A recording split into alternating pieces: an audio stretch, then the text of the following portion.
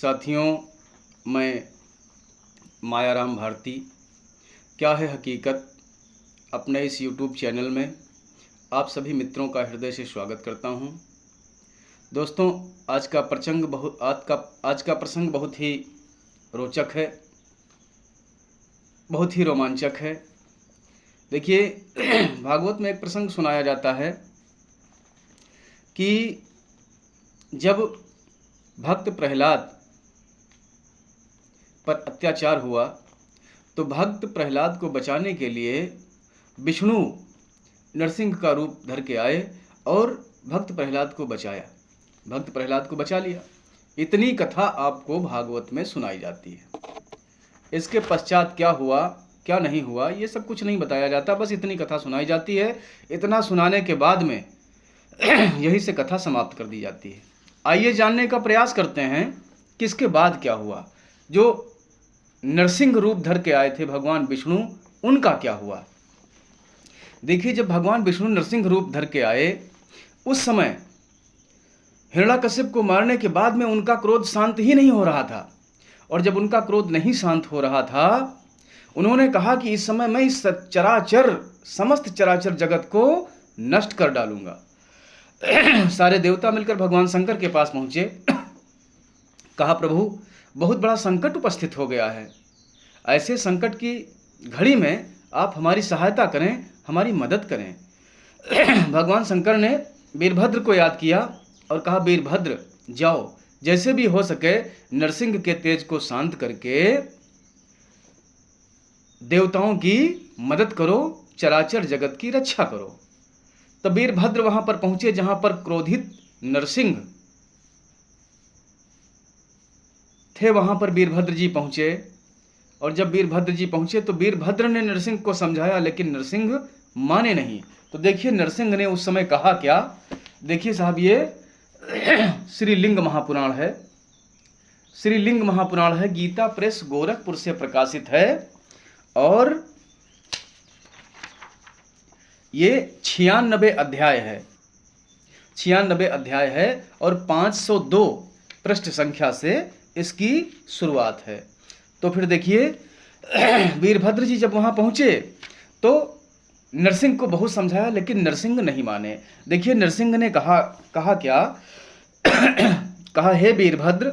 नरसिंह बोले, हे वीरभद्र, तुम जहां से आए हो वहां चले जाओ, हित की बात मान लो। मैं इस समय इस चराचर जगत का संहार कर डालूंगा। मैं इस समय इस चराचर जगत का संहार कर डालूंगा। और कहा, मैं तो संहार करता हूं, अपने से अथवा दूसरे से भी संहारकर्ता का संहार नहीं हो सकता। सभी जगह मेरा ही शासन है, अन्य कोई भी शासन करने में समर्थ नहीं है। मेरी कृपा से संपूर्ण जगत मर्यादा युक्त होकर क्रियाशील है। मैं ही सभी शक्तियों का प्रवर्तक तथा निवर्तक हूं। कहा, मैं सर्वशक्तिमान हूं, मैं सारी शक्तियों का प्रवर्तक तथा निवर्तक हूं। मैं सर्वशक्ति संपन्न हूं, स्वतंत्र हूं, मेरा कोई कुछ बिगाड़ नहीं सकता। अब मैं इस समय इस चराचर जगत का संहार कर डालूंगा। अब बताइए, जो सर्वशक्ति संपन्न हो, सारी शक्तियों का प्रवर्तक निवर्तक हो, उसका मतलब क्या वो चराचर जगत को नष्ट कर डालेगा, समाप्त कर डालेगा। भाई, आप हिरण्याकश्यप को मारने आए थे, प्रहलाद को बचाने आए थे, इतना काम आपका हो गया, आपका क्रोध शांत हो जाना चाहिए था, लेकिन फिर आपका क्रोध शांत नहीं हुआ। कहा, मैं ही सारी शक्तियों का प्रवर्तक तथा निवर्तक हूं। अब ये लिंग महापुराण है। अब इसमें ये बात जब कहा नरसिंह ने, ये श्लोक संख्या है 26 और 27। देखिएगा आप लोग, श्लोक संख्या 26-27। फिर जब नहीं माने नरसिंह जी और उस वीरभद्र को पकड़ने के लिए दौड़े कि अभी मैं इसको भी ठिकाने लगाता हूं, इसको भी मार डालूंगा। जब पकड़ने के लिए दौड़े तो उस समय देखिए हुआ क्या। उस समय भयंकर आकृति वाला तथा रुद्र के विशिष्ट चिन्हों से युक्त रूप प्रकट हुआ। उस समय भगवान शंकर ने अपना एक और रूप प्रकट किया। तदंतर वे परमेश्वर महाप्रलयकालिक रूप से प्रकट हो गए। सभी देवताओं के देखते देखते जय शब्द आदि मंगलों से युक्त होकर वे शिव 1000 भुजाओं वाले जटाधारी, सिर पर अर्धचंद्र धारण किए हुए, पशु के आधा भाग शरीर से भगवान शंकर का भी आधा भाग पशु का था, 2 पंखों से तथा चोंच से युक्त हो गए। 2 पंख थे और चोंच भी थी उनकी। उनके दांत विशाल तथा बहुत तेज थे। वे वज्रतुल्य नख रूपी अस्त्र से सुशोभित हो रहे थे। उनका कंठ कृष्ण वर्ण था, श्याम वर्ण, मतलब सांवला। उनका गर्दन जो है, उनकी गर्दन वो सांवली थी। वे 4 भुजाओं वाले तथा 4 पैरों वाले और अग्नि से उत्पन्न प्रतीत हो रहे थे। वे युग के अंत में उत्पन्न मेघ के समान भयंकर तथा गंभीर ध्वनि कर रहे थे। उनके तीनों नेत्र क्रोध से फैले हुए विशाल आग के गोले हो गए थे। उनके दांत अधर तथा ओष्ठ स्पष्ट दिखाई दे रहे थे। वे भगवान शंकर हुंकार कर रहे थे। उन्हें देखते ही विष्णु का बल तथा पराक्रम नष्ट हो गया और उन भगवान शंकर को सर्भ अवतार धर के आए। उस भगवान शंकर के अवतार को सर्भावतार कहा जाता है। सर्भ अवतार को देखकर भगवान विष्णु का जो नरसिंह रूप रख के विष्णु आए थे, उनका बल तथा पराक्रम नष्ट हो गया। वे सूर्य के सामने खद्दोत के समान, सूर्य के सामने, खद्दोत का मतलब होता है जुगनू, सूर्य के सामने जुगनू के समान प्रतीत होने लगे, जुगनू के समान जान पड़ने लगे। इसके बाद हर रूप सर्भ ने, हर का मतलब होता है शंकर जी, इसके बाद हर रूप सर्भ ने अपने पंखों से उन्हें जकड़कर नाभि तथा पैरों को विदीर्ण करते हुए, इसके बाद भगवान शंकर जो सर्भ रूप रख के आए थे और भगवान विष्णु को जो नरसिंह रूप धारण किए हुए थे, लाख वीरभद्र के समझाने पर भी नहीं माने। कहा मैं चराचर जगत को नष्ट कर डालूंगा, मानूंगा नहीं किसी कीमत पे। मेरा संहार करने में कोई समर्थ नहीं है। मैं सारी शक्तियों का आश्रयदाता हूं, सारी शक्तियां मुझसे ही उत्पन्न हुई हैं, मैं सारी शक्तियों का स्वामी हूं।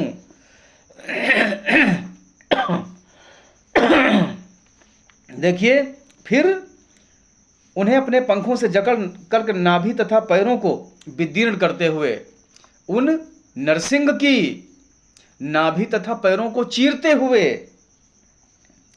अपनी पूंछ से पैरों को बांधकर भुजाओं से उनके भुजाओं को कसकर उनके वक्ष स्थल पर, ये सीने पर, वक्ष स्थल पर प्रहार करते हुए उन हरि को अपनी भुजाओं में जकड़ लिया। तदंतर वे भगवान सरभ जैसे गरुड़ सर्प पर आक्रमण करता है, वैसे ही उड़ उड़ कर उन्हें ऊपर की ओर उछाल उछाल कर मारने लगे।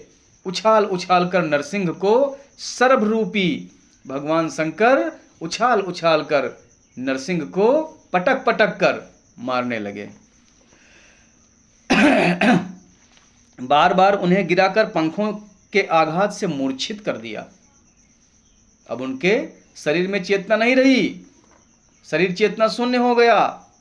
उस डरे हुए विष्णु को लेकर देवताओं तथा महर्षियों के साथ भगवान शंकर, सर्वरूपी भगवान शंकर आकाश मंडल को चले गए।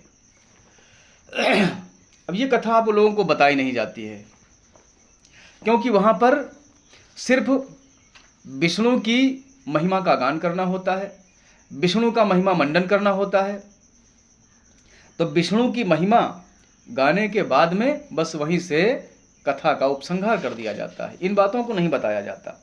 उसके बाद क्या हुआ, भगवान शंकर उनको लेकर के चले गए, पटक पटक कर मारा, उनकी छाती को विदीर्ण कर दिया, नाभि तथा पैरों को चीर डाला। इसके बाद में उनका शरीर चेतना शून्य हो गया, तो उसे आकाश मंडल को लेकर चले गए। और जब आकाश मंडल को लेकर चले गए, देवता ऋषि मुनि सब जय जय करके सर्वरूपी भगवान शंकर की स्तुति करने लगे, विनय वंदना करने लगे। उसके बाद में फिर देखिए, और ये जो हमने बताया अभी आपको कि आकाश मंडल को लेकर चले गए ये, और जब भगवान शंकर सर्वरूपी अवतार रख के आए, ये श्लोक संख्या 65 से 69 तक देखिए आप लोग, 65 और 69। और जब आकाश मंडल को लेकर चले गए तो 70 और 73 श्लोक संख्या देखिए आप लोग 70-73। फिर हुआ क्या? भगवान शंकर ने कहा कि जो नरसिंह रूपी महाभयंकर इस समय आप लोगों के सामने समस्या उत्पन्न हुई थी, मैंने उस समस्या को समाप्त कर दिया। अब आप लोग निष्कंटक हैं, आप लोगों के सामने अब कोई समस्या नहीं है, आप लोगों को अब परेशान होने की जरूरत नहीं है। इतना कहकर महाबली भगवान वीरभद्र सभी देवताओं के देखते देखते वहीं पर अंतर्ध्यान हो गए। नरसिंह का काम तमाम करके उसको अपने साथ लेकर के आकाश मंडल को चले गए। देवताओं ऋषि मुनियों से पूजित होकर के फिर भगवान सरभ वहीं पर अंतर्ध्यान हो गए। और जब अंतर्ध्यान हो गए उसके बाद में उसी समय से जब ये घटना घटी उसी समय से शंकर जी ने नरसिंह के चर्म को वस्त्र के रूप में धारण किया। उसी समय से शंकर जी ने नरसिंह के चर्म को वस्त्र के रूप में धारण किया, धारण करने लगे। और मुंड, उनकी मुंड माला में मणि के रूप में शोभा पाने लगा। और भगवान शंकर ने क्या किया, तभी से नरसिंह जो था, नरसिंह के चर्म को, उसकी खाल को वस्त्र के रूप में अपने शरीर पर धारण करने लगे। तो ये तो बिल्कुल स्वाभाविक बात है कि किसी की खाल कब मिलती है, जैसे जानवरों की खाल कब मिलती है, जब उसको मार डाला जाता है तभी तो वो या अपनी स्वेच्छा से मर जाए।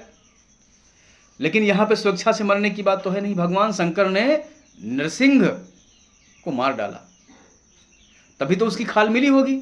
जब उसकी खाल मिली होगी तभी तो अपने शरीर पे धारण किया होगा।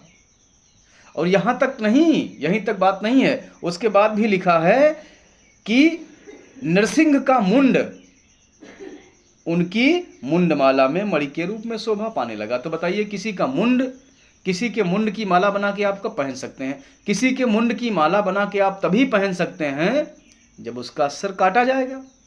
और जब उसका सिर काटा जाएगा तभी तो उसकी मुंड की माला बना के आप अपने गले में धारण कर सकते हैं। ऐसे कैसे पहन लेंगे भाई? तो ये देखिए, ये श्री नरसिंह पुराण है और ये